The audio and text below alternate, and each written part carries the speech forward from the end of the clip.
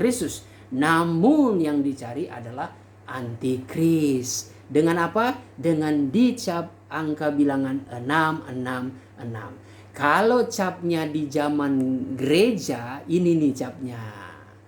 Capnya adalah beroleh anugerah Roh Kudus. Bahwa di dalam Roma 8 ayat yang ke-14, bahwa sesungguhnya barang siapa yang dipimpin oleh Roh Kudus, dia adalah anak-anak Allah. Haleluya. Jadi saudara, kalau mau dicap oleh anugerah Roh Kudus, dicap terukir dengan firman dan roh di hati saudara, maka carilah Roh Kudus itu. Kalau tidak, saudara bisa menjadi benih yang tertinggal. Lalu gimana, Pak? Apakah kita harus melewati zaman antikris? Ada pendeta dari India mengatakan bahwa di akhir zaman ini ada masa kesusahan, bahwa sesungguhnya gereja tidak usah takut. Itu betul sih, diberikan motivasi ya. Tetapi ternyata dia beranggapan zaman antikris ini harus dilalui gereja. Ini salah. Antikris, di zaman antikris tidak dilalui gereja. Sekarang ini saudara, zaman-zaman yang mungkin banyak membuat penganiayaan, itu nggak seberapa. Kita coba lihat di dalam perkataan Tuhan Yesus di dalam Matius 24 mengatakan begini ya. Nah, ini sudah menggambarkan keempat meterai tadi yang saya tunjukkan. Meterai pertama, waspadalah tentang kepalsuan. Waspadalah ini bermula dari pertanyaan daripada muridnya. Ketika Yesus duduk di atas bukit Zaitun, bla bla bla bla bla, lalu kata mereka, yaitu murid-muridnya, katakanlah kepada kami bila manakah itu akan terjadi dan apakah tanda kedatanganmu dan tanda kesudahan dunia. Lalu Yesus menjawab, pertama, waspadalah jangan ada orang yang menyesatkan kamu, sebab banyak orang akan datang dengan memakai namaku dan berkata akulah Mesias, dan mereka akan menyesatkan banyak orang. Ini kepalsuan. Meterai pertama, kuda putih, di dalam Wahyu 6 ya, saudara cek. Kamu akan mendengar deru perang. Nah, ini sudah kuda merah dan kabar-kabar tentang perang. Namun berawas-awaslah, janganlah kamu gelisah, sebab semuanya itu harus terjadi, tetapi itu belum kesudahannya. Jadi zaman perang ini sudah terjadi di abad 15 ya. Ya sebenarnya udah masuk ke 1000 tahun bagian kedua. Makanya tidak salah nih kalau perkiraan gambar ini di tengah-tengah sini. Nah, kan kalau misalkan ini 1000 tahun, berarti setengahnya di sini kan? Ya, kalau sudah setuju angkat tangan. Ya, setengahnya di sini. Ya, sebut saja tahun 1500 di sinilah. 1500, kalau sudah sampai sini udah tahun 2000. Tetapi ini hanya gambaran ya. Saya juga tidak mau mengatakan tahun 2000. Sekarang kita udah tahun 2000, saudara. Nah, ada pertanyaan nih. Ini buktinya kita udah tahun 2000 nih, Pak. Jadi belum ada tanda-tanda. Ya, ada suatu jawaban, tapi nanti saja. Saya menerangkan di sekarang ini dulu mengenai kepalsuan, peperangan. Lalu berawas-awaslah, jangan kamu gelisah, sebab semuanya ini harus terjadi ya. Lalu sebab bangsa akan bangkit melawan bangsa, dan itu perang dunia pertama, kedua pecah. Kalau perang dunia ketiga, saudara tidak akan bertemu dengan perang dunia ketiga sampai engkau masuk ke zaman antikris. Ya jangan berharap masuk zaman antikris. Zaman antikris itu, disitulah ada perang dunia ketiga. Memang ada perang dunia ketiga, tapi kalau sekarang belum, saudara. Belum. Mungkin kelihatan Amerika Serikat lagi konflik dengan Cina, lalu Timur Tengah yang nggak kelar-kelar dengan Iran, dengan Irak dan sebagainya, yang seperti ada ancaman-ancaman ingin membuat nuklir dan sebagainya. Belum. Itu masih ada sesuatu yang menahannya, yaitu orang-orang benar. Itu Injil belum diberitakan. Kalau Injil sudah diberitakan ke seluruh 4 penjuru alam, barulah di situ tiba kesudahannya. Sebab bangsa akan bangkit ya, terus akan ada kelaparan, ini kuda hitam, dan gempa bumi di berbagai tempat ya, bencana-bencana sudah lihat dari berita-berita dari sejak zaman dahulu juga sudah ada bencana, tetapi baru-baru ini gunung meletus lah, gunung erupsi lah dan sebagainya, gempa bumi, tsunami. Ya, itu sudah tanda-tanda mengenai firman Tuhan. Tetapi dikatakan akan tetapi semuanya itu barulah permulaan penderitaan menjelang zaman baru. Ini nih zaman baru, ini sudah berbicara ini nih zaman baru. Nah, pemerintahan Kristus dalam 1000 tahun damai. Sekaligus berbicara tentang zaman baru ini, yaitu tentang ini bumi dan langit baru beserta dengan Yerusalem baru. Haleluya, kita bertempat di sini. Kalau saudara menjadi gereja pengantin, saudara tempat di sini. Kota yang emas, terbuat dari emas, yang pintu gerbangnya ada 12 pasang, ada 12 pasang. Ada 12 pintu gerbang, dan pintunya terbuat dari mutiara. Bayangin aja, gerbang sorgawi itu segede apa saudara, tetapi mutiara pintunya. Wow. Tapi gereja yang bukan pengantin tinggal di bumi dan langit baru. Ya. Jadi gambarannya seperti itu ya. Kalau sekarang ini belum, pernyataan dari pendeta yang dari India itu salah. Kalau gereja harus melihat, bukan saudara. Di sini ada suatu tanda nih. Kegerakan besar di tahun yang ketiga, tahun yang keempat. Nah, saudara bisa melihat ada garis-garis. Tunggu ya. Ada garis-garis.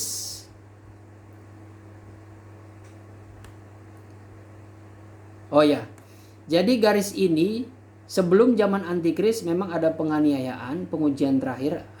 Saudara, ada yang ditetapkan mengalami keangkatan hidup-hidup, ada yang ditetapkan mati syahid secara martir. Entah dipenggal lah, entah ya pokoknya gitulah. Gak usah takut saudara. Saya juga takut sih. Saya mengharapkan saya terangkat hidup-hidup. Tapi semua misteri di tangan Tuhan. Yang pasti kalau saudara mengalami hal yang menderita, itu tidak akan melebihi kekuatan. Tuhan tahu ketika saudara tidak kuat, saudara berserah, saat itulah bukan saudara mengangkat tangan ya. Ini kayak kayak acara-acara yang bertemu dengan hantu, tidak. Ketika saudara tidak kuat, saudara mengatakan berserah, saat itulah Tuhan langsung mengangkat jiwa saudara. Sudah saatnya. Sudah selesai penderitaanmu. Jadi sebelum zaman antikris, kita akan terangkat. Keangkatan gereja pengantin di atas awan-awan. Dan kita akan mengalami suatu pesta keawang-awangan. Oh haleluya, indah sekali. Pesta anak domba 75 hari. Wah, perjamuan. Perjamuan menyambut orang-orang kabar pengantin. Pengantin Kristus dan saleh-saleh Kristus. Haleluya. Jadi berusaha berjuang. Kalau penderitaan di sini saudara belum, penderitaan sekarang itu tidak sebanding seperti kata Paulus. Penderitaan yang kualami itu di zaman Paulus di 1000 tahun di sini itu enggak sebanding saudara. Makanya Paulus dengan yakin dan percaya bahwa tidak sebanding dengan kemuliaan ketika dia bertemu dibangkitkan mereka sekarang ada di Firdaus. Tetapi ketika hari kedatangan Tuhan, Tuhan datang di atas awan-awan dan dia langsung memanggil, mengangkat kita. Mereka yang mati syahid juga langsung terangkat. Dan orang yang sudah mati itu jasadnya, rohnya itu kembali ke tubuhnya, namun diubahkan seperti Tuhan Yesus yang kembali ke tubuh tapi dibangkitkan, namun dengan tubuh yang penuh dengan kemuliaan. Bukan seperti tubuh manusia lagi, tapi tubuh yang bersih, kembali seperti tubuh Adam dan Hawa. Di dalam kemuliaan baru diangkat bersama-sama. Makanya Paulus mengatakan bahwa sesungguhnya orang yang mati, orang yang terangkat di zaman akhir itu tidak mendahului orang yang sudah mati sebelumnya. Jadi diangkat bersama-sama, saudara. Haleluya. Jadi ya berjuanglah.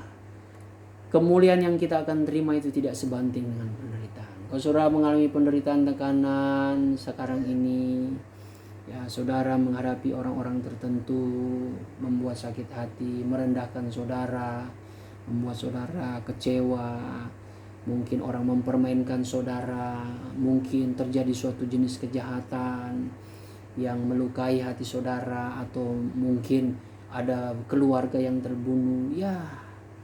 Tetapi saudara hidup dalam kebenaran, ya udah, itulah kebenaran saudara. Itulah kebenaran yang terkadang justru dibalik semua itu bukannya Tuhan terlalu jahat, tidak.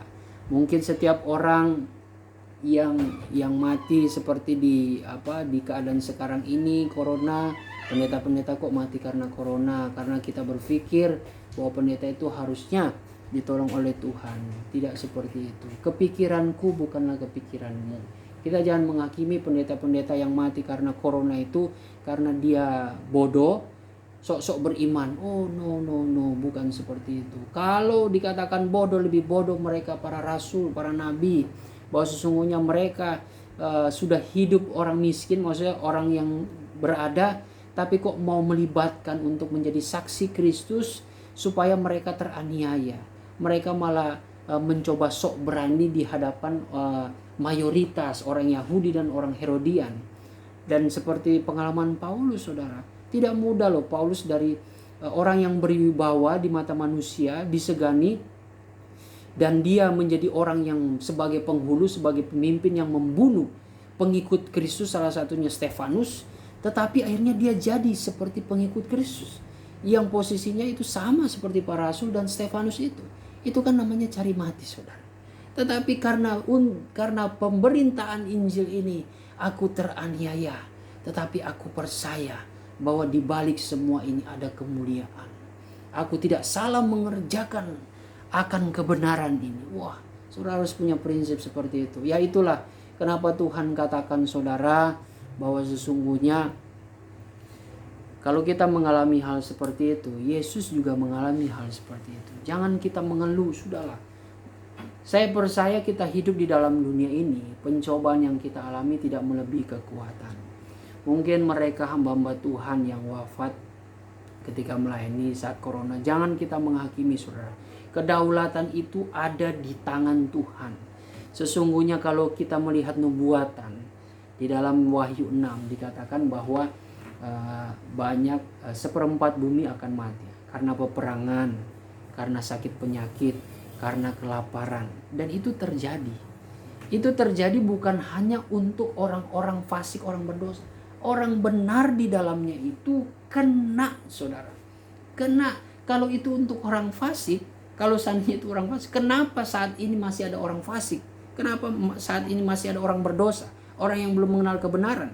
Nah itu coba kita renungkan. Tetapi ini mendunia, nubuatan ini berlaku untuk semua umat manusia. Bedanya adalah mereka yang mati karena bencana. Mungkin ada pendeta yang mati karena kecelakaan pesawat. Mungkin ada pendeta yang mati karena kecelakaan mobil. Bukan karena kelalaian dia, ya secara dia jadi penumpang, tetapi kelalaian daripada supir tersebut yang ugal-ugalan. Tapi serta-merta apa itu kok mungkin kita langsung menghakimi, mungkin pendeta itu tidak berdoa sebelum jalan. Mungkin harusnya dia dengar kata orang tuanya. Mungkin harusnya dia dengar kata jemaatnya. Jangan pergi, saya punya firasat. Oh berarti nanti lebih percaya manusia daripada Tuhan. Tapi artinya kalaupun terjadi seperti itu, toh manusia gak bisa menahan kalau memang sudah ditakdirkan harus meninggal. Cuma kita manusia percaya yang beriman, jangan negative thinking. Kalau orang hidup di dalam Tuhan, sekalipun bencana, ingat bedanya dengan orang benar dengan orang yang tidak hidup dalam kebenaran, tidak hidup dalam Tuhan. Ketika mati karena bencana, ya saya bahas karena bencana, yang berbeda adalah ketika mati seperti Lazarus dan orang kaya. Orang kaya di sini bukan soal sekedar ratus, artinya orang kaya di Lukas 16 adalah orang kaya yang berpesta pora, yang hidupnya bersenang-senang. Jadi orang kaya yang tidak mengenal Tuhan, ya itu memang ya mungkin bisa dikatakan orang yang patut mendapatkan kebinasaan, karena dengan kekayaannya dia merasa mungkin dia bisa abadi, tapi padahal enggak. Lebih baik hidup yang sederhana, bahkan miskin dalam pengertian selalu mengalami penderitaan, selalu mengalami pergumulan dalam hidupnya, dan tetap merasakan bahwa segala sesuatu itu adalah milik Tuhan dan dia tidak memiliki apa-apa. Ketika mati, mereka itu jalannya beda. Nah, apapun kematiannya. Sekarang kalau kita bandingkan ya, kalau seandainya kan orang benar tidak mati oleh corona, terus mati karena kanker. Nah, saudara mau bilang apa lagi? Kita mau bilang apa lagi? Oh ini gara-gara melawan kehendak Tuhan. Gara-gara dia mengambil perpuluhan. Mungkin dia korupsi. Ada yang seperti itu. Mungkin dia memang korupsi, tiba-tiba jatuh sakit, stroke, serangan jantung, langsung mati. Nah, mungkin ya itu bisa dikategorikan dia mengakhirinya dengan roh. Itu bisa. Tetapi kita orang beriman selalu berusaha mengembalikan itu kepada tangan keadilan Tuhan. Makanya hidup itu memang harus mengeluarkan buah sebagai contoh supaya kita bisa juga menilai seseorang. Tetapi ketika kita tahu kebenaran lalu orang ini berbalik, ya udah kita cukup diam saja. Jangan kita nanti sama seperti dia. Saat ini ya berawas-awas lah seperti kata Rasul Paulus dalam 1 Korintus 10 ayat yang ke 12 atau 11 saya lupa, bahwa kejadian yang terjadi pada bangsa Israel jatuh karena 4 dosa besar. Hati-hati, itu menjadi waspada.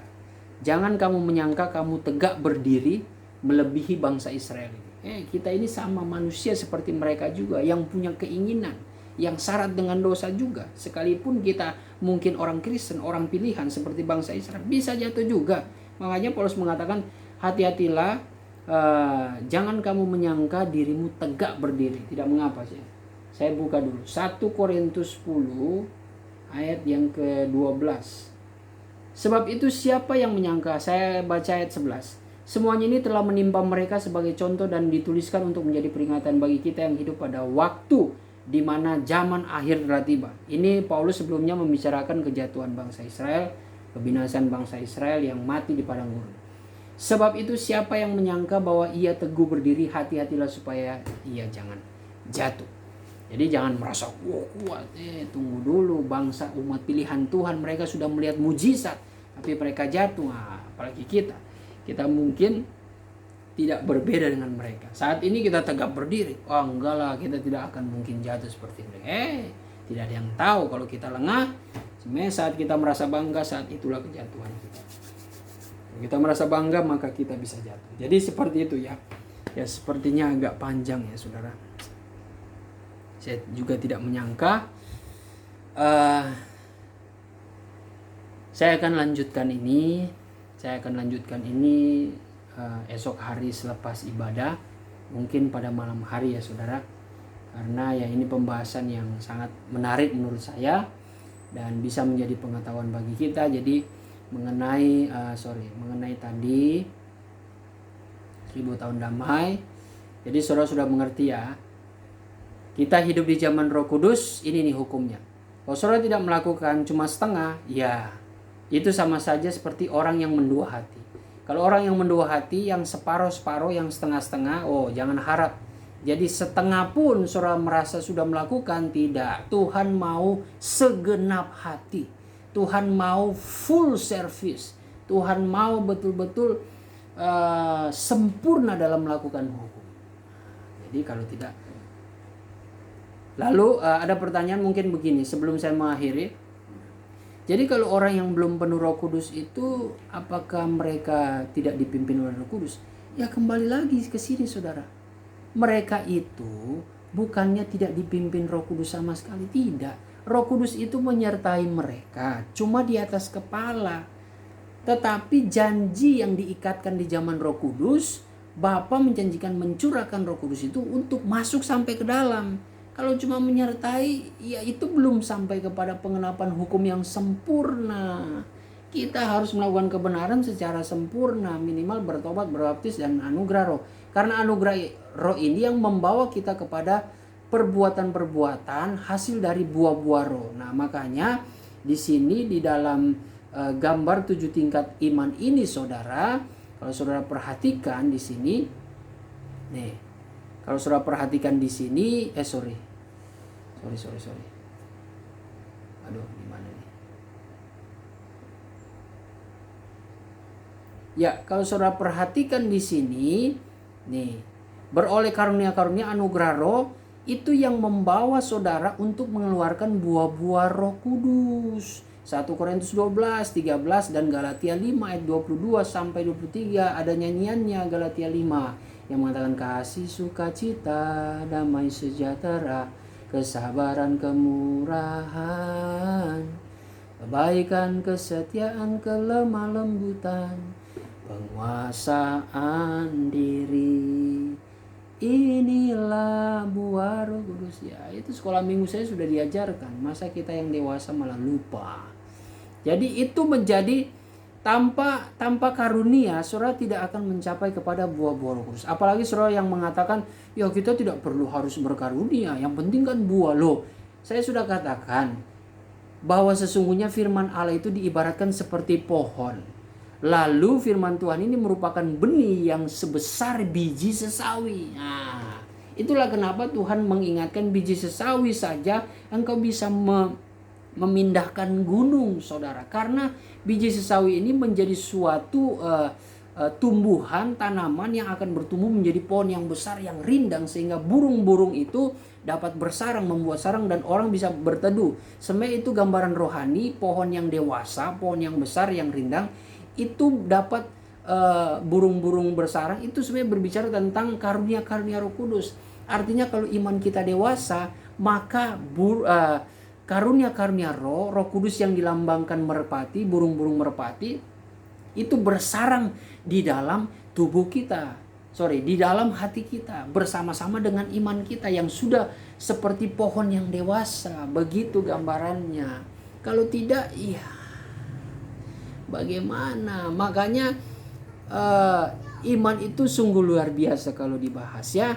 Jadi pertumbuhan daripada pohon tentunya sebelum mengeluarkan buah, dia akan mengeluarkan bulir-bulir. Artinya bunga-bunga, dan menjadi suatu setelah dia berbunga, maka dia akan mengeluarkan buah itu.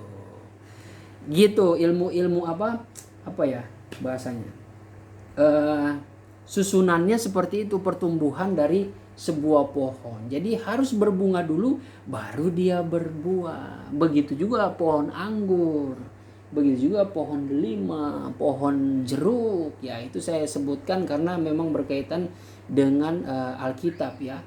Dia berbunga dulu baru dia siap mengeluarkan buah. Bunga itu digambarkan karunia. Jadi nggak ada tanpa berbunga itu langsung berbuah, nggak ada. Ya memang ada beberapa pohon, tetapi di sini menurut Alkitab ya pohon-pohon ara, pohon yang berbuah seperti pohon zaitun dan pohon pohon anggur dan sebagainya. Itu semua Bapa adalah pengusahanya, petaninya. Nah, dia menanamkan benih firman Tuhan, yaitu Kristus menjadi dasarnya yang akan menumbuhkan iman kita, sehingga Bapa pengusaha itu, Bapa sebagai pengusaha, sebagai petaninya, petani itu tentu menanamkan benih itu supaya dia mendapatkan hasil buahnya. Kalau kita tidak mengeluarkan buah, bagaimana? Bagaimana kita mau mengeluarkan buah tetapi kita tidak berbunga dulu?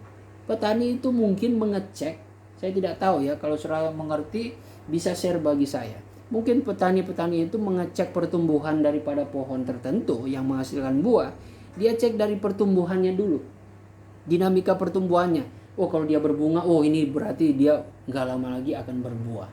Jadi memang harus ditandai karunia-karunia roh dulu. Karena karunia-karunia ini yang mengajarkan kita melakukan perbuatan-perbuatan rohani yang ajaib. Setelah itu, kesetiaanlah yang dituntut oleh Tuhan. Seperti ayat sebelumnya, bahwa kesetiaan dan penurutan akan firman Tuhan itu yang membuat kita menanti sampai kedatangan Tuhan. Dan ketika Tuhan datang, maka sempurnalah kita dan menjadi gereja pengantin. Puji Tuhan, sampai di sini dulu. Dan jadi 3 zaman ini saudara sudah mendapatkannya. Semoga saudara mengerti. Kalau bingung silakan tanya kepada saya. Tujuan kita ini bukan sampai zaman Roh Kudus, tapi sampai sini nih saudara, sampai Yerusalem baru, gereja masa damai. Nantilah kalau ada kesempatan besok saya terangkan sedikit saja, karena ini sepertinya ya luar biasa ya, dari pelajaran Kidung Agung ya, supaya saudara bisa nangkap gitu. Ketika saya berbicara tentang ini, tentang hari akhir zaman, tentang tentang Roh Kudus itu seperti apa, saudara sudah dapat dasarnya, bayangannya. Oh, dari zaman-zaman kenapa kita perlu Roh Kudus. Jadi saya tidak perlu menjelaskan lagi. Jadi ini merupakan basic pengajaran, dan pertahankanlah pengajaran itu. Puji nama Tuhan, dan kita akan berdoa. Terima kasih Tuhan, pada malam hari ini kami boleh dibekali dengan firman-Mu. Sempurnakanlah pengajaran ini yang merupakan kehidupan kami untuk memperoleh kekekalan di dalam kerajaan Allah. Terima kasih atas kebaikan kasih-Mu. Engkau senantiasa memberikan kami hikmat, kemampuan untuk kami semakin bertekun iman di dalam Engkau Tuhan. Berkatilah sidang jemaatmu, anak-anakmu, hamba-hambamu yang menyaksikan acara live ini pada malam hari ini. Mereka yang tidak menyaksikan, Tuhan Engkau tetap memberkati, jaga, lindungi jemaatmu, anak-anakmu, hamba-hambamu dimanapun mereka berada. Sebentar kami akan beristirahat Tuhan, lindungi kami, bangunkan esok hari yang merupakan hari Tuhan, yang merupakan hari ibadah untuk kami kembali mempersiapkan diri kami untuk datang ke rumah-Mu, untuk bersekutu di dalam roh-Mu Tuhan, di dalam hadirat-Mu, dan kami boleh diberkati, dibekali dengan firman-Mu, dan siap menerima berkat dan untuk menghadapi kehidupan kami di minggu yang akan mendatang. Terima kasih Tuhan, kami sudah berdoa dan sudah mengucap syukur demi nama Tuhan Yesus Kristus. Kami sudah berdoa, haleluya, amin. Puji Tuhan. Salam buat keluarga di rumah, tetap setia melakukan kehendak Tuhan. Jangan lupa besok ibadah. Selepas ibadah saya akan melanjutkan ayat ini ya, karena memang harus diselesaikan ya, karena ya memang ini cukup panjang materinya. Puji nama Tuhan, tetap setia dan jangan lupa berdoa sebelum tidur. Shalom bagi kita semua, Tuhan Yesus memberkati.